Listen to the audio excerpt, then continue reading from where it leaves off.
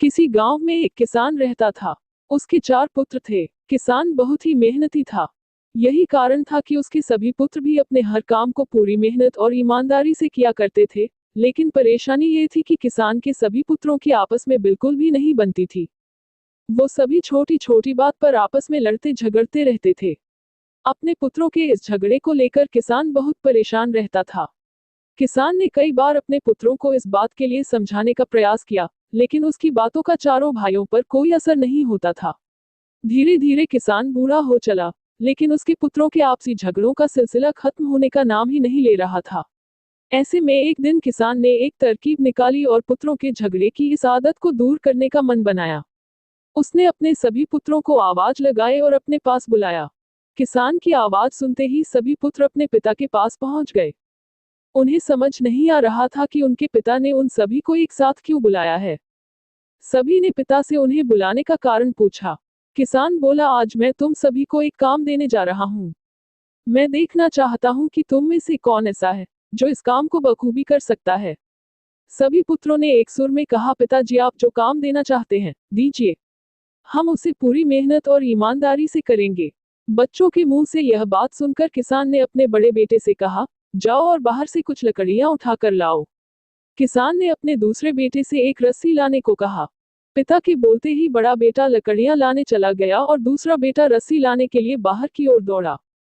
थोड़ी देर बाद दोनों बेटे वापस आए और पिता को लकड़ियां और रस्सी दे दी। अब किसान ने अपने बेटों को बोला कि इन सभी लकड़ियों को रस्सी से बांधकर उनका गट्ठर बना दें। पिता के इस आदेश का पालन करते हुए बड़े बेटे ने सभी लकड़ियों को आपस में बांधकर गट्ठर बना दिया। गट्ठर तैयार होने के बाद बड़े बेटे ने किसान से पूछा, पिताजी अब हमें क्या करना है। पिता ने मुस्कुराते हुए कहा, बच्चों अब आपको इस लकड़ी के गट्ठर को 2 भागों में अपने बल से तोड़ना है। पिता की यह बात सुनकर बड़ा बेटा बोला, ये तो मेरे बाएं हाथ का काम है, मैं इसे मिनटों में कर दूंगा। दूसरे नंबर का बेटा बोला, इसमें क्या है, ये काम तो आसानी से हो जाएगा। तीसरे नंबर का बेटा बोला, ये तो मेरे सिवा कोई नहीं कर पाएगा। चौथा बेटा बोला, ये तुम में से किसी के भी बस का काम नहीं है, मैं तुम सब में सबसे बलवान हूँ, मेरे सिवा ये काम और कोई नहीं कर सकता। फिर क्या था, अपनी बातों को साबित करने में सभी जुट गए और एक बार फिर चारों भाइयों में झगड़ा शुरू हो गया। किसान बोला, बच्चों मैंने तुम सबको यहाँ झगड़ा करने नहीं बुलाया है, बल्कि मैं देखना चाहता हूँ कि तुमसे कौन ऐसा है जो इस काम को बखूबी कर सकता है।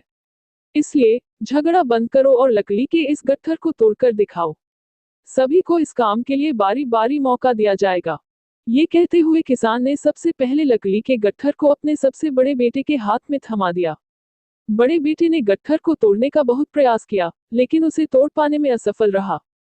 असफल होने के बाद बड़े बेटे ने दूसरे नंबर के बेटे को वह लकड़ी का गट्ठर थमाते हुए कहा कि भाई मैंने प्रयास कर लिया, ये काम मुझसे नहीं हो पाएगा, तुम ही कोशिश करके देख लो। इस बार लकड़ी का गट्ठर दूसरे बेटे के हाथ में था।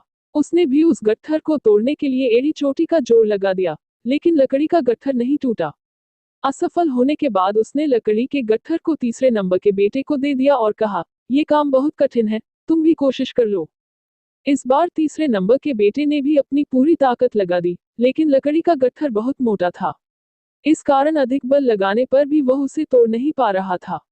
काफी मेहनत करने के बाद जब उससे भी यह नहीं हुआ, तो अंत में उसने लकड़ी के गट्ठर को सबसे छोटे बेटे के हाथ में दे दिया। अब छोटे बेटे की बारी थी अपनी ताकत आजमाने की। उसने भी काफी प्रयास किया, लेकिन वह भी सभी भाइयों की तरह उस लकड़ी के गट्ठर को तोड़ पाने में सफल नहीं हुआ। अंत में हारकर उसने लकड़ी के गट्ठर को जमीन पर पटक दिया और बोला, पिताजी यह काम संभव नहीं है। किसान मुस्कुराया और बोला, बच्चों अब आप इस गट्ठर को खोलकर इसकी लकड़ियों को अलग कर लो और फिर उसे तोड़ने का प्रयास करो। चारों भाइयों ने ऐसा ही किया। इस बार सभी ने एक एक लकड़ी अपने हाथों में ली और आसानी से उसे तोड़ दिया।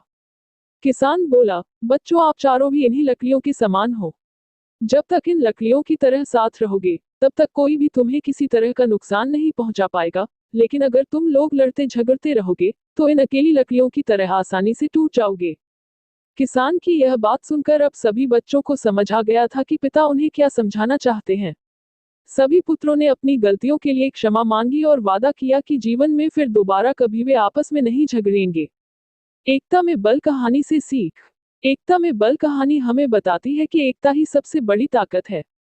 अगर हम आपस में एकजुट होकर रहेंगे, तो कोई भी मुश्किल क्यों ना आ जाए, उसका सामना साथ मिलकर आसानी से किया जा सकता है। वहीं अगर हम एक दूसरे से लड़ेंगे और अलग अलग रहेंगे, तो छोटी से छोटी तकलीफ भी जिंदगी पर भारी पड़ सकती है।